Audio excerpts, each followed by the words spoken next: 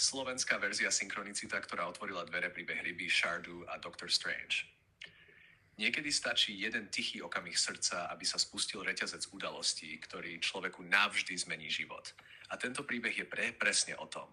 O momente pri vode, o hlbokej intuícii, o zvláštnych náhodách, ktoré sú všetkým len nie náhodami a o tom, ako sa vesmír spojí, keď človek nasleduje vnútornú čistotu.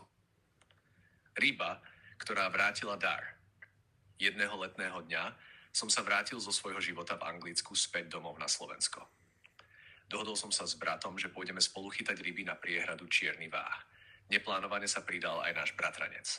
Všetko pôsobilo obyčajne, až kým môj brat nechytil veľkú, nádhernú rybu. V tej chvíli som cítil zvláštny impuls. Tá ryba má ísť späť. Prosil som brata, no on ju podal bratrancovi. Bratranec akoby vycítil, čo cítim, tak mi povedal, dám ju tebe. A tak som rybu pustil späť do vody, s čistým želaním, aby sa v mojom živote stalo niečo pekné. Nie želaním z túžby, ale zo srdca. A energie reagujú na čistotu, nie na silu. O pár hodín prišiel e-mail, ktorý som nemohol ignorovať. Majiteľ agentúry z Anglicka sa ma pýtal, či poznám niekoho, kto vie robiť pizzovú akrobáciu a profesionálne techniky. Potrebovali odborníka do filmu Doctor Strange od Marvelu. Odpovedal som pravdivo, už roky som pizzamajster nebol. Ale zároveň som im poslal moje staré videá z majstrovstiev sveta, ukážky akrobácie aj moju dlhoročnú prax. Casting okamžite zrušili. A vzali mňa. To bol prvý znak. Keď človek dá životu dar, život ho vráti. Niekedy až príliš veľkolepo. 2.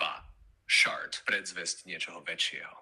Týždeň predtým som pozeral YouTube a narazil som na video zo Shardu, najvyššej budovy Londýna. Bol tam zamestnanec, ktorého hypnotizer zhypnotizoval tak silno, že nevedel povedať ani názov Temže či London Bridge. Fascinovalo ma to. O pár dní som išiel do Shardu natáčať môj vlastný film. Použil som GoPro kameru, filmoval okolie, šampanské, panorámu a potom som šiel domov editovať zábery. A na videu bez toho, aby som si to pri natáčaní uvedomil, bol presne ten istý muž z toho videa.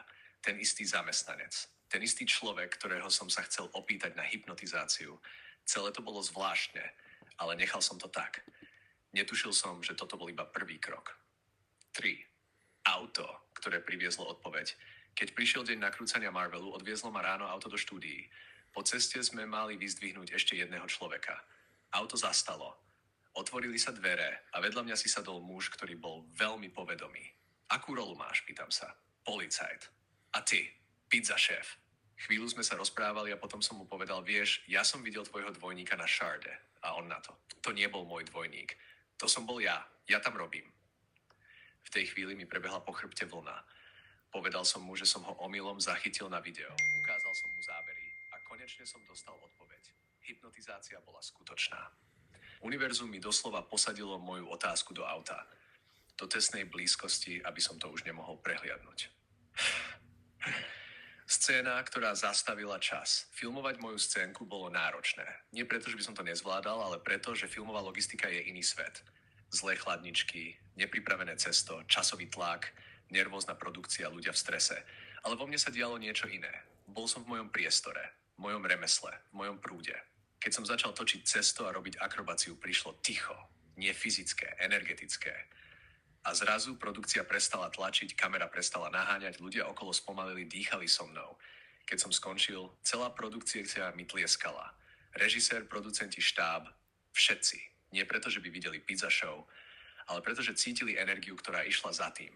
Bola to tvoja esencia, Mikey. Tvoj pokoj, tvoja autentickosť, tvoja sila. 5. Hlboké posolstvo.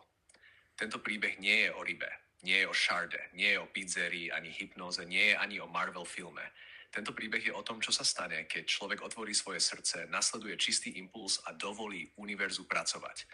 Vtedy sa realita prestane správať ako hmota a začne sa správať ako hudba. Všetko zapadne, všetko príde, všetko sa spojí. Nie preto, že to tlačíš, ale preto, že to dovolíš.